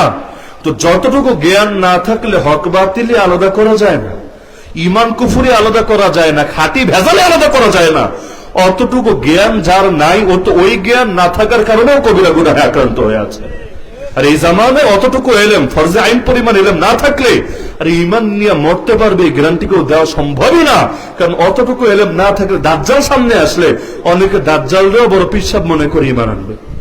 দাজ্জাল এক লোককে গিয়ে বলবে ইমান আনা আমার উপরে, সে বলবে আল্লাহ ছাড়া কাউকে রব মানি না। দাজ্জাল বলবে কি করলে তুই মানবি যে আমি আল্লাহ, আমি খোদা, কি করলে মানবি? এখন দাজ্জালকে থামাতে তো হবে, তো সে এমন একটা চ্যালেঞ্জ দিবে, তার ধারণা এটা সম্ভব না। সে বলবে আমার মরা বাপ মরা মা যদি কবর থেকে জিন্দা হয়ে আমার চোখের সামনে বের হয়ে বলে আসলে তুই খোদা, তাহলে মানবো, না হলে মানা সম্ভব না। সে চিন্তা করবে হায়াত মত কার হাতে? হায়াত মত যেহেতু আল্লাহর হাতে, দাজ্জালকে আর পারবে নাকি? এটা তো পসিবল না। তো বলবে মূলত দাজ্জালকে থামানোর জন্য। দাজ্জাল বলবে কবর কোথায়? বলবে এখানে। কবরের সামনে গিয়ে বলবে কুম বিইযনি। ঈসা আলাইহিস সালাম বলতেন কুম বিইযনিল্লাহ, আল্লাহর আদেশে উঠে যাও। ও গিয়ে বলবে কুম বিইযনি, আমার আদেশে উঠে আসো। ওই সময় লোকটা দেখবে তার বাবা তার মা কবর ফেটে চৌচির হয়ে গিয়েছে, কবরের ভেতর থেকে উঠে বের হয়ে এসেছে। এসে বলবে আরে তুই এখনো ইমান আনলি না? সেই তো খোদা, সেই তো রব, জলদি ইমান আন। এটা দেখে সে ভাববে আরে এই কুদরত তো আল্লাহ ছাড়া কারো হাতে নাই, তো আল্লাহই মনে হয় জমিনে নেমে এসেছে। সঙ্গে সঙ্গে কালেমা পড়ে নেবে দাজ্জালের উপরে, নাউযুবিল্লাহ। অথচ দাজ্জাল এটা কিভাবে করবে? জাস্ট ধোঁকা, জাস্ট ধোঁকা। দাজ্জাল শব্দের অর্থই হলো ধোঁকাবাজ, মহা ধোঁকাবাজ। কিভাবে করবে? তার দুইটা শয়তানকে সে বলবে ওর বাপের চেহারা আর মায়ের চেহারার আকৃতি ধরে ভেতর থেকে উঠে আয়। আর নবী ছাড়া শয়তান সবার আকৃতি ধরতে পারে, নবীরটা পারে না। এজন্য হাদিসে আছে নবী বলেন যে আমাকে স্বপ্নে দেখলো সে আসলে আমাকেই দেখলো, অন্য কাউকে না। কারণ শয়তান আমার আকৃতি কখনো ধরতে পারে না। তার মানে কথা উল্টান, নবী ছাড়া বাকি সবার আকৃতি সে ধরতে পারে, এই সুযোগ আছে।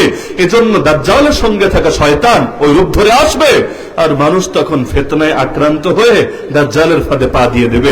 এজন্যই তো হাদিসে আছে দাজ্জালকে সামনে পেলে কি করবেন? ওই তর্কাতর্কি আর ডিবেট করতে যায় না, ঈমান বাঁচাতে পারবেন না, বরং তার সামনে সূরা কাহাফ পড়তে শুরু করবেন। এই সূরা কাহাফ কোরআন মাজিদের একটা সূরা, 15 নম্বর পারায় শুরু হয়েছে, 16 নম্বর পারায় শেষ। কেউ যদি প্রত্যেক শুক্রবার তেলাওয়াত করেন, প্রত্যেক শুক্রবার তেলাওয়াত করেন, আর এর 10টা আয়াত, কোন হাদিসে আছে শুরুর 10, কোন হাদিসে আছে শেষের 10, এই 10টা আয়াত যদি মুখস্থ রাখেন, আর দাজ্জাল যদি সামনে চলে আসে, আপনি যদি ওর সামনে আয়াতগুলো পড়েন, দাজ্জালের 14 গোষ্ঠীরও ক্ষমতা নেই আপনার ঈমানের কোনো ক্ষতি করবে, কারণ আল্লাহ তখন নিজে আপনাকে তার হেফাজত নিয়ে নেবে। তাহলে আমলটা নিয়ত করেন সবাই, প্রতি শুক্রবার সূরা কাহাফ তেলাওয়াত করবো ইনশাআল্লাহ। পারলে জুম্মার আগে, যদি একান্ত জুম্মার আগে মনে না থাকে, ব্যস্ততায় ভুলেও যান, অন্তত দিন থাকতে থাকতে, সন্ধ্যা হওয়ার আগে, সন্ধ্যা হলে তো আবার আরেকদিন শুরু হয় আরবি হিসাব অনুসারে, দিন থাকতে থাকতে সূরা কাহাফ আপনারা পড়বেন। আর 10টা আয়াত মুখস্থ করা কঠিন না, মোটেও কঠিন না, 1 মাসও লাগবে না ইনশাআল্লাহ। ডেইলি একটাই করেন, 10টা আয়াত মুখস্থ করে রাখবেন। আল্লাহ দাজ্জাল ফিতনা থেকে হেফাজত করবেন। শেষ জামানায় আছি, কখন দাজ্জাল আসে, কখন মাহদি আসে আল্লাহ ভালো জানে। সুতরাং সতর্ক থাকার দরকার আছে, কারণ রোগ হওয়ার আগেই সতর্ক হতে হয়, হওয়ার পরে আফসোস করে লাভ নাই।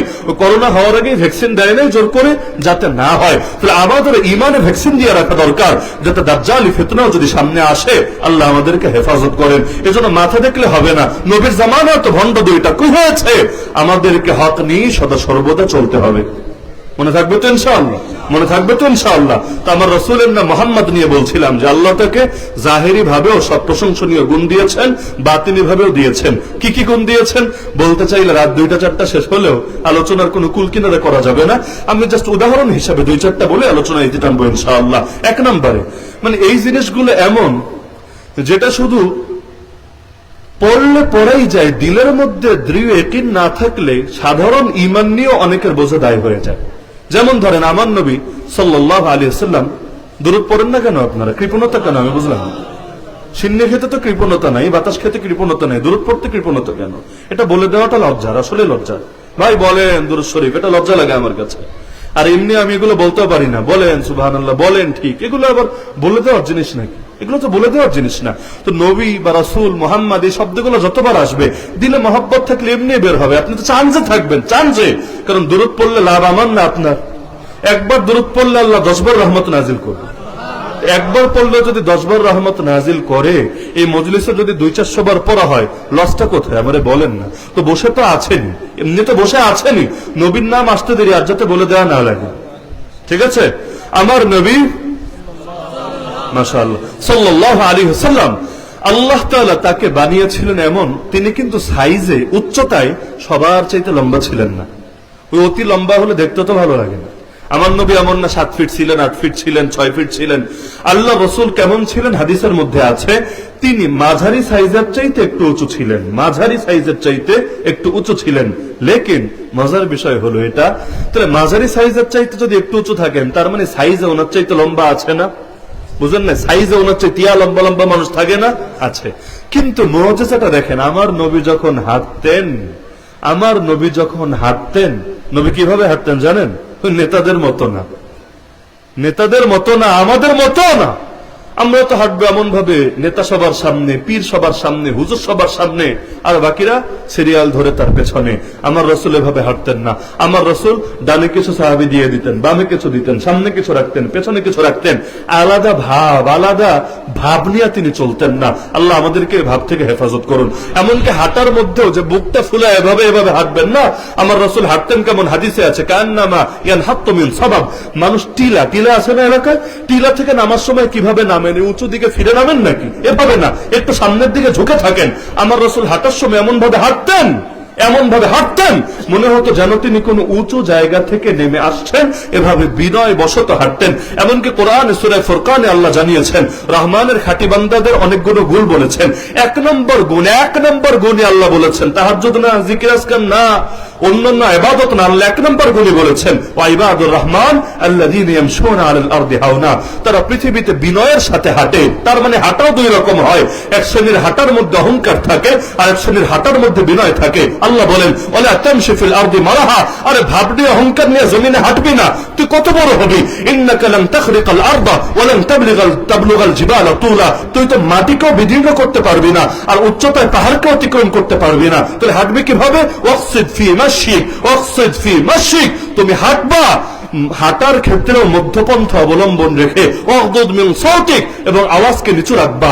ইন্না আনকারাল আসওয়াতি লাসাউতুল হামির, কারণ চিল্লালেই সেটা ফজিলতের হয় না, বরং আল্লাহ বলেন সবচাইতে নিকৃষ্ট আওয়াজ তো গাধার আওয়াজ। অনেকে দেখবেন আস্তে কথাই বলতে পারে না, মসজিদে গিয়ে কথা বললে এমন ভাবে বলবে সবার যাতে নজরটা পড়ে ওর দিকে, যে স্যার চলে এসেছে, মানে ওর বোঝাতে হবে যে বিশেষ কিছু একটা হয়েছে। এমনকি অনেকে আছে ওজোর নাই তো চেয়ারে বসে নামাজ পড়ে, কেন? সবাই যেভাবে পড়ে ওভাবে পড়লে মই কি হনুরে, এই ভাব প্রকাশ পাবে কিভাবে, সে যে বিশেষ কিছু হয়েছে ওইটা বোঝানোর জন্য ওজোর নাই, তা অযথাই চেয়ারে বসে নামাজ পড়ে কি নাই এমন? তা আল্লাহ রসুল সাল্লাল্লাহু আলাইহি ওয়াসাল্লামের চাইতে সাইজে আরো উঁচা আরো লম্বা লম্বা সাহাবী ছিলেন না? ছিলেন। তো মুজিজা কোথায় জানেন? নবীজি যখন হাঁটতেন, একদিকে কিন্তু সবার সামনে না, তিনি মাঝে, কিন্তু যখন হাঁটতেন দূর থেকেও সবার উপরে তার মাথাটাই নজরে আসতো। কোন দেশের বিজ্ঞান দিয়ে ব্যাখ্যা করবেন আমাকে বলেন না, পয়েন্ট বুঝছেন? সাইজে সবার চাইতে লম্বা হলে মাথা দেখা যাবে স্বাভাবিক, মাথা দেখা যাবে স্বাভাবিক। অনেক লম্বা লোকরা যদি ইমাম সাহেবের কাতারে দেন, এই যত কাতার মুসল্লি হোক, শত শত কাতারও যদি হয়, পেছন থেকেও দেখা সম্ভব। কেন? সাইজেই তার মাথা উঁচা, দেখা তো যেতেই পারে।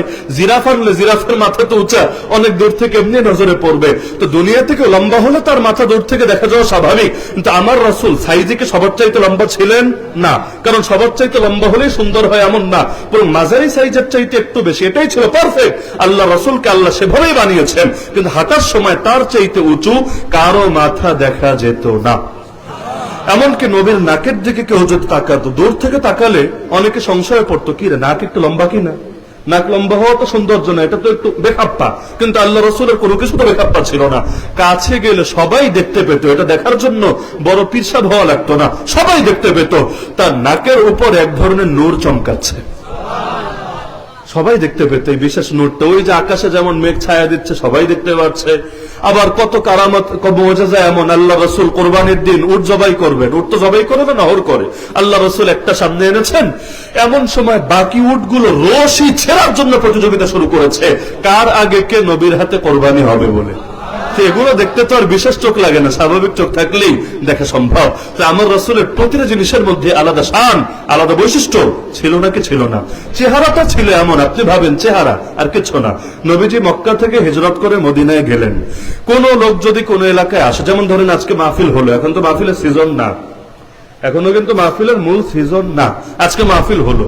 এই কুলাউড়ায় মোটামুটি শুধু কুলাউড়া গ্রাম কেন, এই উপজেলার বহুত মানুষ জানে না আজকে একটা মাহফিল হচ্ছে, অমুক হুজুর আসবে, তমুক হুজুর আসবে।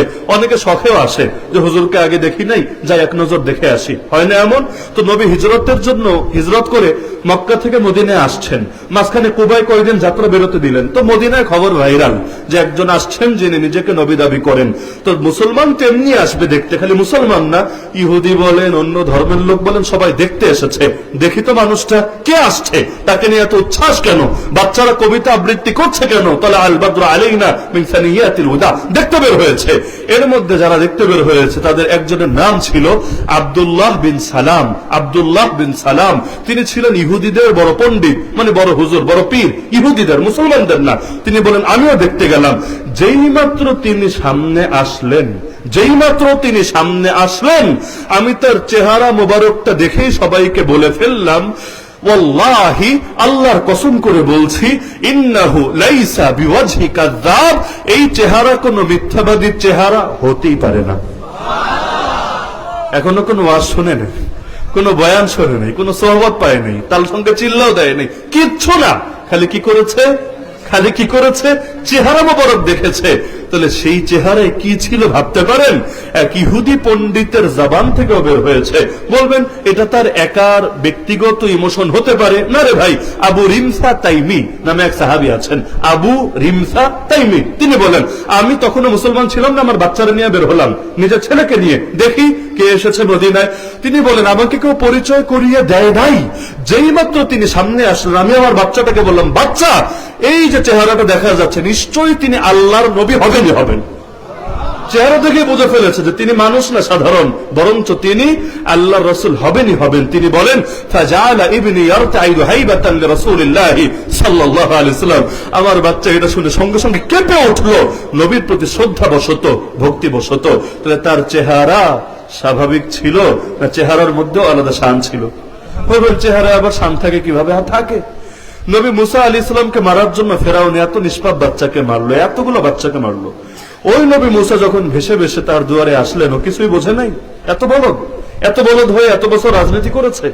এমনকি এই যে নবী মুসা আলাইহিস সালামের জন্মের আগ থেকেই ও তাগুত ফেরাউন, আবার জন্মের পর 40 বছর পর্যন্ত দেশটা চালালো।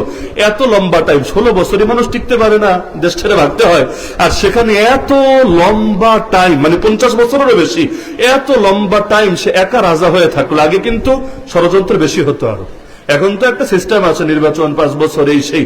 আগে তো প্রাসাদ ষড়যন্ত্র, যে যারা মারতে পারে বাস ক্ষমতা তার, যে যারা মারতে পারে ক্ষমতা তার। তাহলে ফেরাউনকে যেন তো না মাথার লোক না অনেক ঘাগুমাল, কোনো সন্দেহ নাই।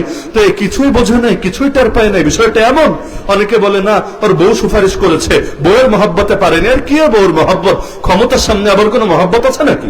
ক্ষমতার সামনে আবার মহব্বত আছে? যদি থাকতো ওই বউরে আবার নিজের হাতে হত্যা কিভাবে করালো? এই বউরে তো অন্য কেউ মারে নেই, ওই তো মারিয়েছিল। কেন? ইমানের জন্য। তার মানে ওর কাছে ক্ষমতাই মূল, ক্ষমতার জন্য নিজের বউরে মারতে পারে। তাহলে নবী মুসারে মারলো না কেন? জবাব আছে কোরআনে। আল্লাহ বলেন, ওয়ালকাইতু আলাইকা মাহাব্বাতাম মিন্নি, হে মুসা আমি তোমার উপরে আমার বিশেষ মহব্বত ঢেলে দিয়েছি। এই আয়াত আমরা সবচাইতে ভালো বুঝেছি রিমান্ডে, সবচাইতে ভালো। কিভাবে?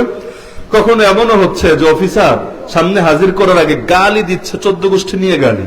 যেই মাত্র সামনে হাজির করা হচ্ছে, দরকার তো ছিল গালির মাত্রা বাড়বে। আলহামদুলিল্লাহ, গালির মাত্রা বাড়া তো দূরের কথা, আপনির নিচে তুমি বা তুই তো দূরের কথা, তুমি শব্দ আসে না, আপনি আপনি আপনি, আবার বিদায়ের পরে গালি আর গালি আর গালি। কিন্তু সামনে আসসালামু আলাইকুম যাও তো ভাবে সম্মান দেওয়া যায়। কেন? তখন আমার এই আয়াতটা বারবার মনে পড়তো, ওয়ালকাইতু আলাইকা মাহাব্বাতাম মিন্নি, আল্লাহ বিশেষ মহাব্বত নবীদের চেহারায় ঢেলে দেন। আর নবীর ওয়ারিসদের মধ্যেও সেই তাদেরই ওয়ারিস যেহেতু, ওই বরকতে আল্লাহ তাদের চেহারার মধ্যেও কিছু শান, কিছু মহাব্বত, কিছু হাইবত, কিছু রূপ ঢেলে দেন। এজন্য দেখবেন বাতিলরা আড়ালে বসে বহু ষড়যন্ত্র করতে পারে, কিন্তু আল্লাহ আল্লাহদের সামনে আসলে চোখের দিকে তাকিয়েও বেশিক্ষণ কথা বলতে পারে না। দেখেন, আপনার যদি সন্দেহ থাকে দেখেন, আড়ালে বহুত কথা বলবে, সামনে এসে বেয়াদবে দূরে চোখের দিকে তাকাও বেশিক্ষণ কথা বলতে পারে না। কি জানি রেখেছেন আল্লাহ তাআলা তাদের ভেতরে। তামান নবীর চেহারা স্বাভাবিক ছিল না চেহারার মধ্যে আলাদা শান ছিল?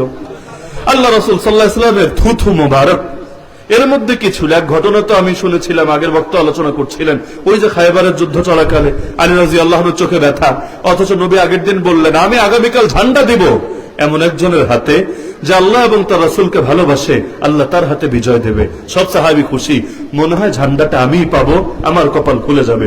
পরের দিন সকালে সবাই অপেক্ষায়, আল্লাহ রাসূল বললেন আইনা আলী, আরে আলী কোথায়, আলী কোথায়? তারা বলল ইয়াশতাকি আইনাই, আরে সে তো অসুস্থ, চোখে ব্যথা, এজন্য সে তাবুতে বিশ্রাম করছে। নবী বলেন জলদি নিয়ে আসো তাকে আমার সামনে। আনা হলো। আলী রাদিয়াল্লাহু আনহু ভালো করে তাকাতেই পারেন না, নবীজি মুখ থেকে থুথু নিয়ে তার চেহারায় লাগিয়ে দিলেন। ফাবারাআ মাকানাহু হাত্তা কান্নাহু লাম ইয়াকুন বিহি শাই, এমন ভাবে সুস্থ হয়ে গেলেন যেন তার চোখে কোনোদিন কোনো সমস্যাই ছিল না। আরেক যুদ্ধে এক সাহাবীর পা কেটে গেছে, পা। আল্লাহ রাসূল সাল্লাল্লাহু আলাইহি ওয়াসাল্লামের কাছে এসে বলল, কারণ ট্রিটমেন্ট তো নাই, অ্যাম্বুলেন্সও নাই, মেডিকেলও নাই, কই নিবে, কি চিকিৎসা হবে? আল্লাহ রাসূলের কাছে আসলো, নবীজি 3 বার মুখ থেকে থুথু নিয়ে সেখানে লাগিয়ে দিলেন। সেই সাহাবী বুড়াকালে বলছেন যে ওই দিন থেকে এই পায়ে আর কোনোদিন ব্যথাও হয় নাই, আল্লাহ এমন ভাবে শেফা দিয়ে দিয়েছেন। আর আবু বকর রাদিয়াল্লাহু আনহু ঘটনা কে না জানেন, ওই যে গুহার মধ্যে সাপের ছোবল লাগলো, পরবর্তী ঘটনা তো আমার নতুন করে বলে দেওয়ার দরকার নাই। তাহলে তার জবানের মধ্যে পর্যন্ত কি ছিল, এমনকি আল্লাহ রাসূল সাল্লাল্লাহু আলাইহি ওয়াসাল্লামের হাতের মধ্যে কি ছিল, আপনি চিন্তা করেন। এক সাহাবী এসে বললেন ইয়া রাসূলুল্লাহ, আমার জিনা করার উপক্রম হয়েছে, নিজেকে কন্ট্রোল করতে পারছি না, মনে হয় আমি জিনায় জড়িয়ে যাবই যাব। এই দিলের এই হালতটা, এই সমস্যার কথা নবীকে বলবেন না তো কার কাছে বলবেন?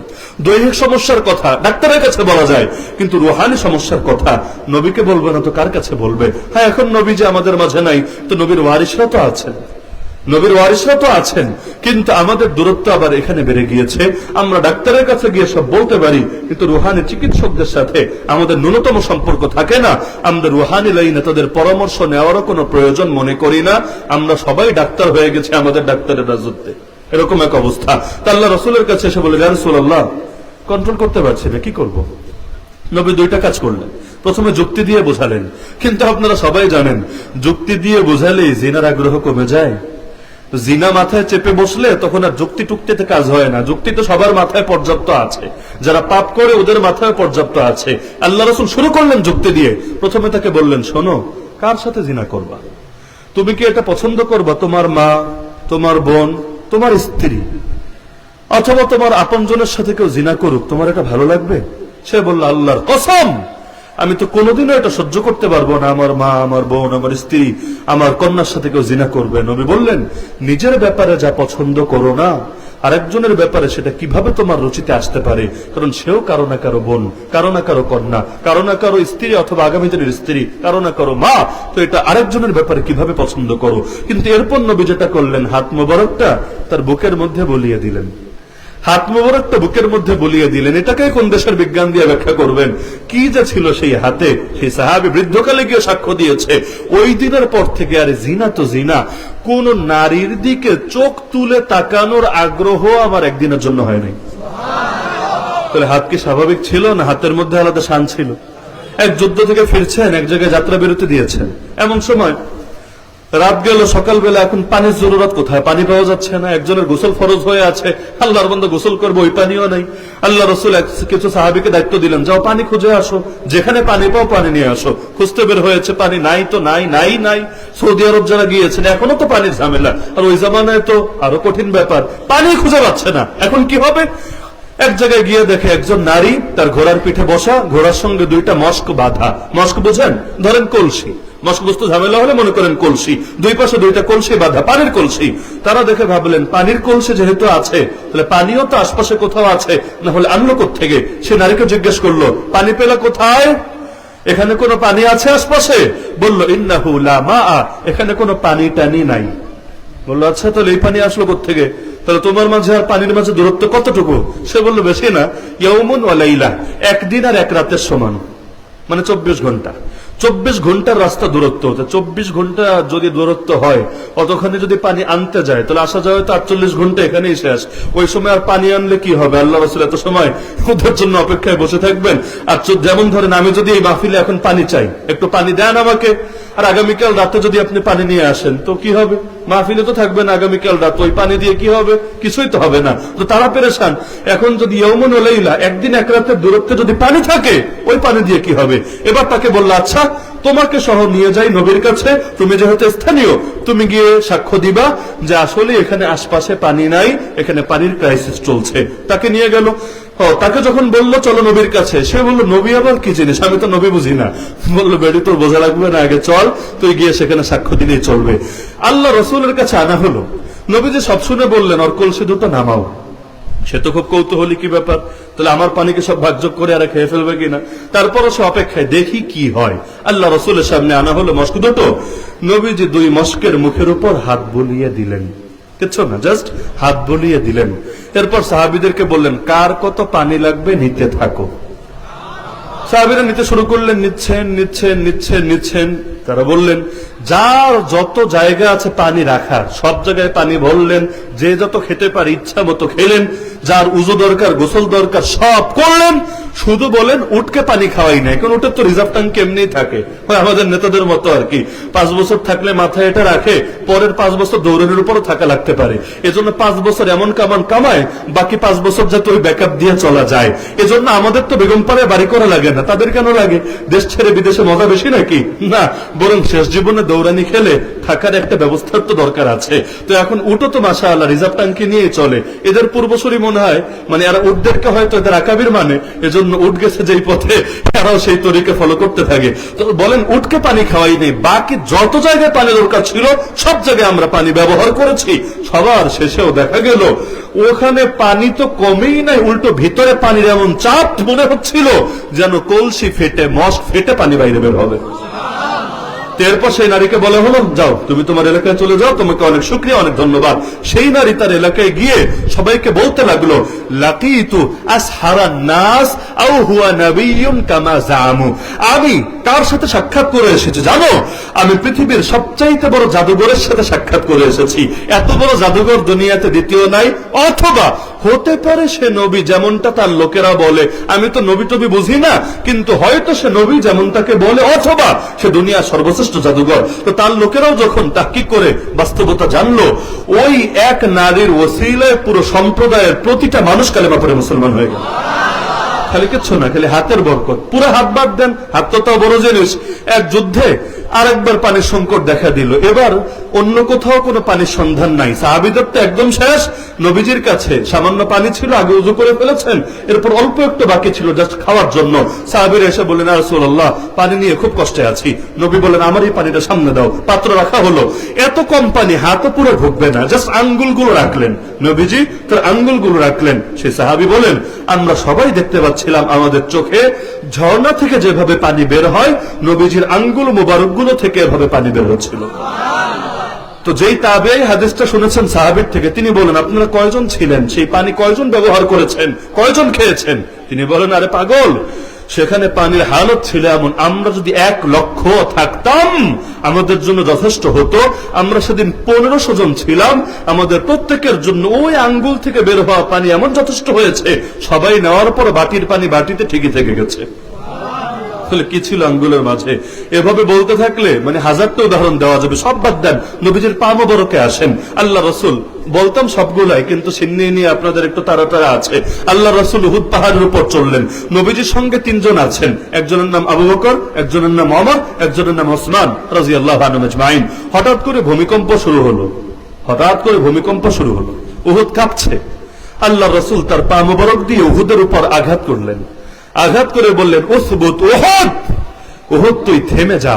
ফাইন্নামা আলাইকা নাবিয়্যুন ওয়া সিদ্দীকুন ওয়া শাহীদান। তুই জানিস না তোর উপর কে দাঁড়িয়ে আছে?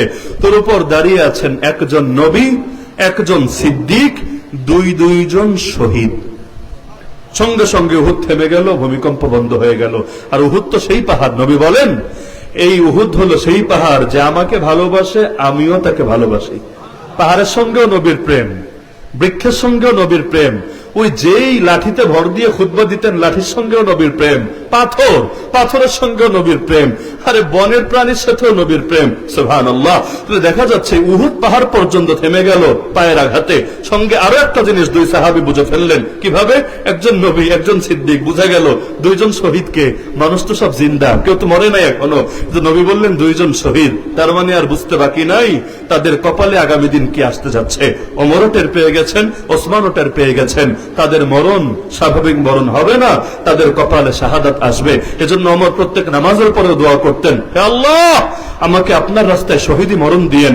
শুধু শহীদি মরণে না, আপনার নবীর শহরে, আপনার নবীর শহরে মরণটা দিয়েন।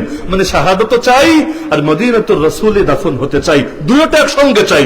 শহীদ হতে চাই আর মদিনায় আমার লাশ দাফন হোক, এইটাও আমি চাই। আল্লাহ দুটোটা একসঙ্গে কবুল করে নিয়েছিলেন। অধিকাংশ সাহাবী আপত্তি করেছিল, আপনার এই দোয়া ভুল, যে কোনো একটা করেন। শাহাদাত চাইলে শাহাদাত চান, মদিনায় মরণ চাইলে মদিনায় চান। কারণ মদিনা এখন বিজয় হয়ে গেছে, মদিনা ইসলামের রাষ্ট্রের রাজধানী। এখানে যুদ্ধ হবে না, যুদ্ধ হবে যুদ্ধের মাঠে। তো শহীদ হতে চাইলে যুদ্ধে যেতে হবে, আর সেখানে মরণ হলে লাশ মদিনায় আনা হবে না। এটা সুন্নতের খেলাফ। আমেরিকায় মরে বাংলাদেশে লাশ আনা দাফন করে, এগুলো ঠিক না। বরং যার যেখানে মরণ হবে সেখানে দাফন হবে। উহুদে যে সাহাবীরা মরেছেন তাদেরকে মদিনায় আনা হয় নাই, উহুদে দাফন করা হয়েছে। ইসলামের শিক্ষা এটা। মরার পর যত দ্রুত সম্ভব দাফন করবেন, যত দেরি করবেন লাশের কষ্ট হবে, যত দেরি করবেন কষ্ট হবে। এটা ফ্রিজিং করে রাখলেও তার আরাম হবে না, তার কষ্ট হবে। তো সবাই বলতেন, এটা কি দোয়া করেন? এটা তো পসিবলই না। কিন্তু আল্লাহ দুইটা একসঙ্গে কবুল করেছেন। মদিনার মসজিদে ইমামতি করা অবস্থায় নামাজের মধ্যে তাকে হত্যা করা হয়েছে। তিনি শহীদ হয়ে আজ শুয়ে আছেন আল্লাহ নবীজির পাশে। যারাই যায় মদিনায় নবীকে সালাম জানায়, সঙ্গে শুয়ে থাকা আবু বকর আর ওমরকে সালাম দেয় না, এমন পোড়া কপাল একমাত্র শিয়া ছাড়া কে আছে? একমাত্র শিয়া মাথা মোটা এগুলো ছাড়া আর কেউ নাই। ওরা আরো লানত দেয়, নবীরে সালাম দেয় আর 2 পাশের 2 জনকে লানত দেয়। আল্লাহ লানত পড়ুক এই জাহেলদের উপর। কিন্তু বাকি সকলে সালাম দিয়ে আসে তাদেরকে এবং নিজেদেরকে ধন্য মনে করে এই সালাম দিতে পারলে। কি না ছিল তার মাঝে। শেষ করি এটা দিয়ে, আল্লাহ রসুল একদিন ঘুমালেন সাহাবী আনাস রাদিয়াল্লাহু আনহু বাড়িতে।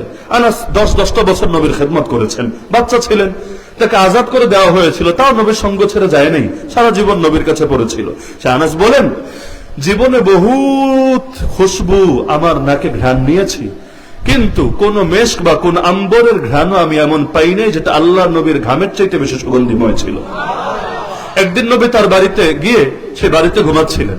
তার মা উম্মে সুলাইম রাদিয়াল্লাহু আনহা তিনি বাইরে ছিলেন। তিনি যখন আসলেন, এসে দেখেন নবী ঘুমাচ্ছেন, আল্লাহ রাসূলের গা থেকে ঘাম বের হচ্ছে। তিনি আতরের শিশি নিয়ে এসে সেখানে ঘাম ভরছিলেন। আল্লাহ রাসূলের ঘুম ভেঙে গেল। নবী বললেন, আরে কি করো কি করো? তিনি বললেন যে এটা হলো দুনিয়ার সবচেয়ে খুশবুময় আতর, আতরের সাথে আমরা এটা মিশিয়ে ব্যবহার করব এবং নাজআলুহু বারাকাতান লিসবিয়ানিনা, আমাদের শিশুদের জন্য বরকতের মাধ্যম হিসেবে ব্যবহার করব। নবী বলেন, আসাবতি ইয়া উম্মে সুলাইম, হে উম্মে সুলাইম তুমি ঠিক কাজটাই করেছো। এই আনাস রাদিয়াল্লাহু আনহু লম্বা হায়াত পেয়েছিলেন।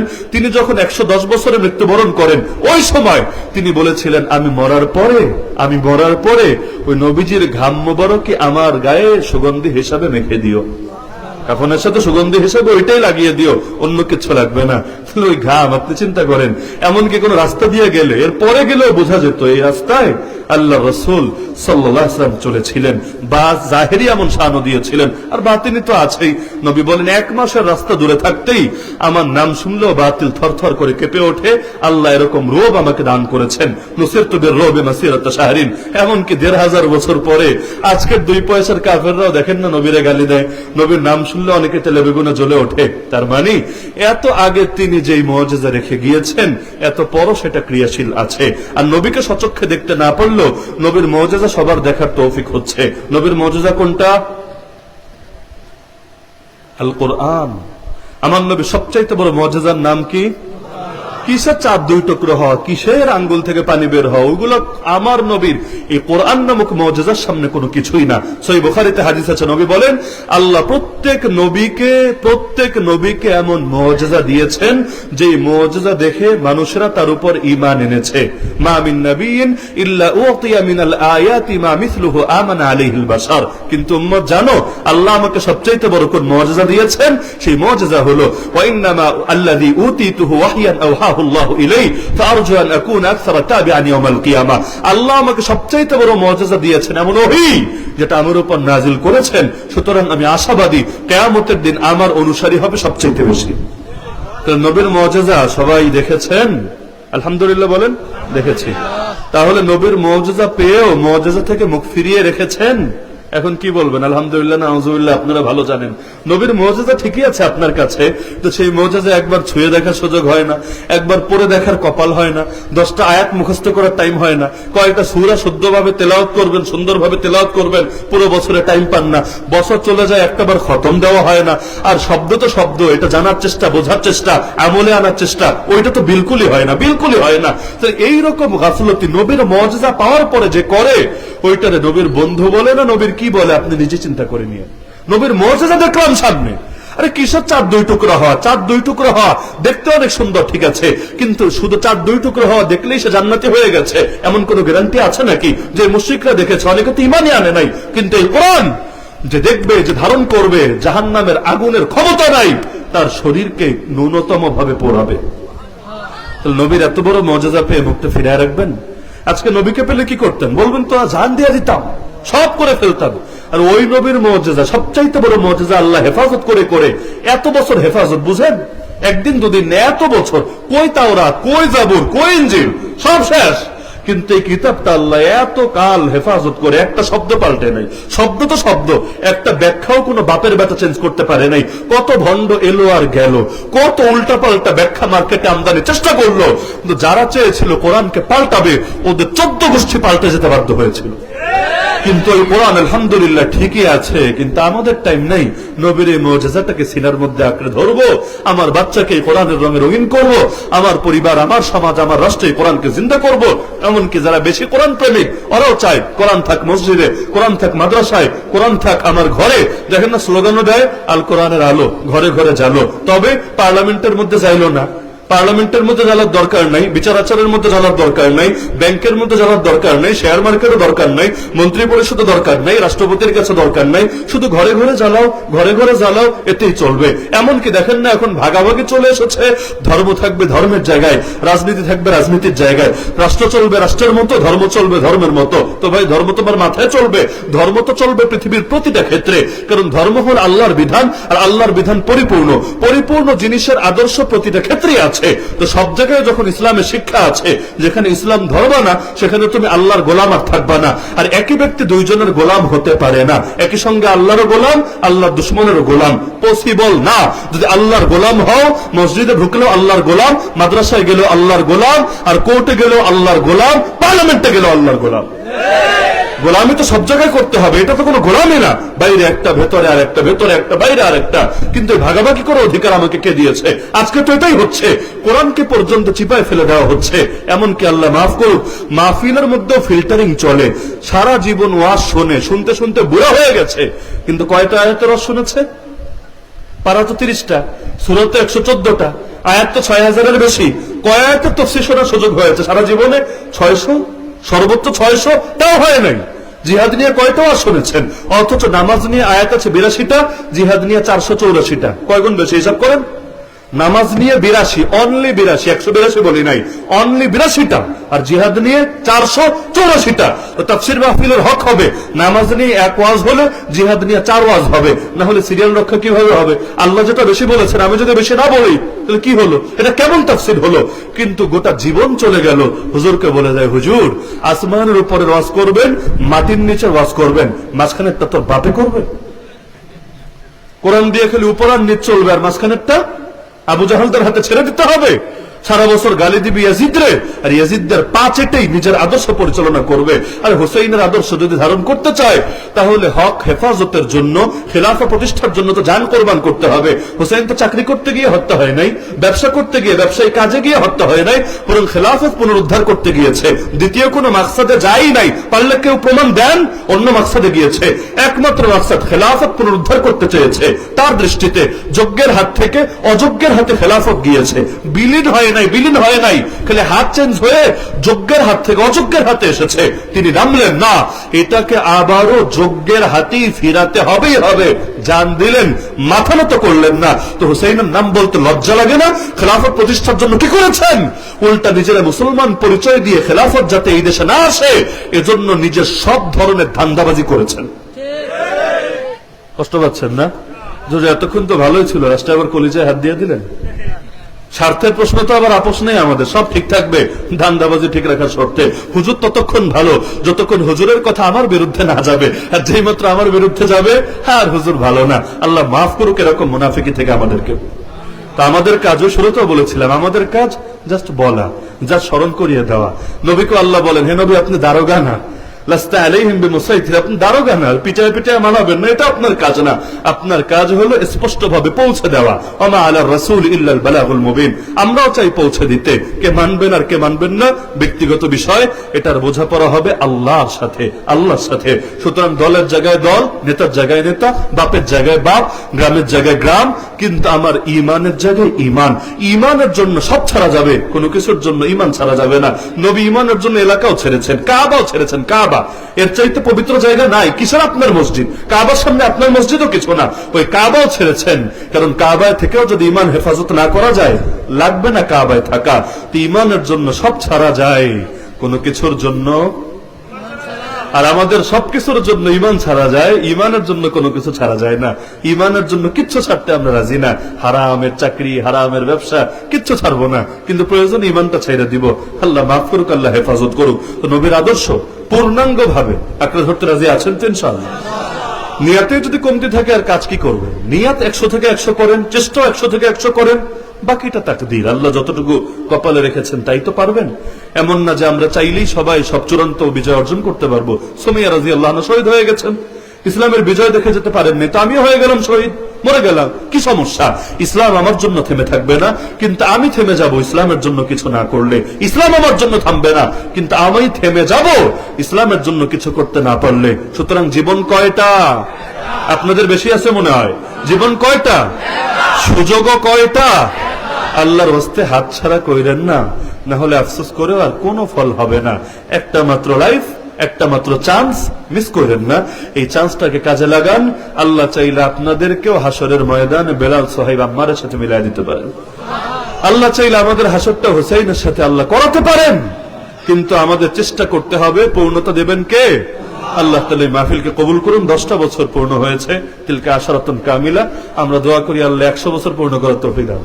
মানে যতদিন দুনিয়া আছে কিয়ামত হবে না, আল্লাহ এই মাহফিলকে কায়েম এবং দায়েম রাখুন। নেক আমল শুরু করলে এটা থামানো উচিত না। হাদিসে আছে আল্লাহর নিকট প্রিয় আমল সেটা যেটা নিয়মিত হয়, যদিও পরিমাণে কম হয়। আহাব্বুল আমাল ইলাল্লাহি আদওয়ামুহা ওয়া ইন কাল্লা। এজন্য একটা আমল শুরু হয়েছে, সিলসিলা শুরু হয়েছে, এবং আমার এখানে দেখে মনে হচ্ছে পরিবেশ আলহামদুলিল্লাহ, এখানে দলমত নির্বিশেষে সবাই সম্পৃক্ত আছেন। এখানে মাদ্রাসার হুজুর আর কয়জন দেখেন? মাদ্রাসার হুজুর কয়জন সব মিলে আপনি দেখেন? হাতে গোনা, হাতে গোনা। এই যে জনসাধারণ সকলে, যার মধ্যে যুবক আছেন, বৃদ্ধ আছেন, বাচ্চা আছেন, যার মধ্যে শিক্ষিত অথবা শিক্ষা দীক্ষায় কমতি আছে, সর্বশ্রেণীর মানুষ আছেন। নিঃসন্দেহে এটা ভালো সাইন, ভালো আলামত। এই মহাব্বতটা ধরে রাখেন, সকলে মিলে ইসলামের খেদমতে যতদিন আল্লাহ হায়াতে রেখেছেন সর্বোচ্চ চেষ্টা চালাতে থাকেন। আল্লাহ সবাইকে তৌফিক দান করুন, আমিন। কর্তৃপক্ষের কারগুজারিও শুনে আমার ভালো লেগেছে। বলেছে হুজুর আলহামদুলিল্লাহ, যে পরিমাণ মানুষের সাপোর্ট পাচ্ছি এখন, 10 বছর আগে অনেক চ্যালেঞ্জ মোকাবেলা হয়েছে, কিন্তু এখন যে পরিমাণ সাপোর্ট পাচ্ছি, এখন খালি উদ্যোগ নিলে অত চলতে থাকবে ইনশাআল্লাহ, আর আটকাবে না। তো আল্লাহ তাআলা তাদের এই যে তারা আমার কাছে যে প্রত্যাশা ব্যক্ত করেছেন, এটাকে চিরকাল বাস্তবায়িত রাখুন। আপনারা যারা দীর্ঘ সময় ধরে সবরের পরিচয় দিলেন, আমার ইচ্ছা ছিল আরো অল্প সময় শেষ করা। শুরুতে তো বলেছিলাম, শ্রোতাদের আগ্রহ বেশি থাকলে বক্তার কথা লম্বা হয়ে যায়। এটা আসলে বক্তার দোষও না, গুণও না, বরং সিস্টেমটাই এমন। তো আলহামদুলিল্লাহ, আপনাদের যে তলব দেখলাম, নিঃসন্দেহে এটা দ্বীনের মহব্বতে, কোরআনের মহব্বতে, আল্লাহ এবং তার রাসূলের মহব্বতে। আল্লাহ এই মহব্বতের উসিলে আমাদেরকে মাফ করে আরো স্বেচ্ছায় একত্রিত হওয়ার তৌফিক দান করুন, আমিন। ওয়া মা আলাইনা ইল্লাল বালাগুল মুবিন ওয়া আখিরু দাওয়ানা আলহামদুলিল্লাহি রাব্বিল আলামিন। সবাই দুরূদ শরীফ পাঠ করি।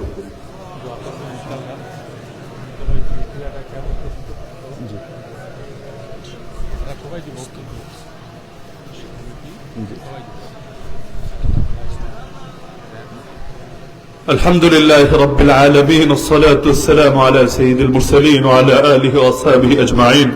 يا رب العالمين، يا أرحم الراحمين، يا أحكم الحاكمين، يا الله। 2 দিন ব্যাপী দীর্ঘ আজ মাহফিল শেষে আপনার এতগুলো বান্দাকে সামনে নিয়ে আয় আল্লাহ আপনার কাছে দুটো হাত তুললাম। হে আল্লাহ, মেহেরবানি করে আমাদের এই মাহফিলকে আপনি কবুল করে নেন। হে আল্লাহ, আমাদের জিন্দেগির অতীতের সমস্ত গুনাহ খাতাগুলোকে মাফ করে দেন। হে আল্লাহ, এই মাহফিল থেকে নিষ্পাপ হয়ে বাড়িতে ফিরে যাওয়ার তৌফিক দান করেন। আয় আল্লাহ, জানি না এটাই জীবনের শেষ ওয়াজ কিনা, জানি না এটাই জীবনের শেষ দোয়া কিনা, জানি না এটাই জীবনের শেষ তওবা কিনা। আয় আল্লাহ, আমাদের একজনকে আপনি খালি হাতে ফিরাবেন না। আয় আল্লাহ, যাদের হাতগুলোকে আপনার পছন্দ হয় তাদের হাতের দিকে তাকিয়ে হলে আমাদের সবার তওবা এবং রোনাজারিকে আপনি কবুল করে নেন। আয় আল্লাহ, আমাদের যাদের মা নাই, বাবা নাই, আপনজন আত্মীয় স্বজনরা দুনিয়াতে নাই, কবর শুয়ে আছেন, তাদের প্রত্যেকের কবরের আযাবকে চিরস্থায়ীভাবে মাফ করে দেন। প্রত্যেকের কবরকে জান্নাতের বাগানে পরিণত করে দেন।